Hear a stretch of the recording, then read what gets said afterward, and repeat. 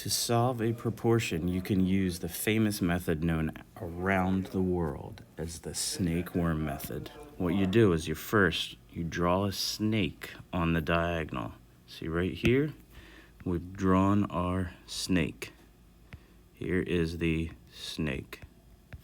And then on the other diagonal, you draw your worm. And here's your worm. So that's step one. Draw a snake, draw a worm. Step two, multiply the numbers together that are inside the snake.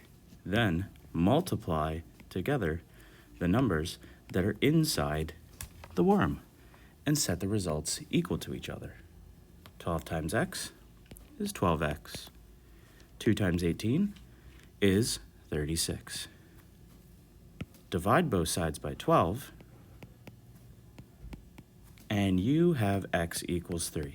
Congratulations, you have used the snake worm method. One thing of note, be careful. If you ever have two terms in one of your fractions, don't forget about the distributive property. This has been the universally famous the snake worm method.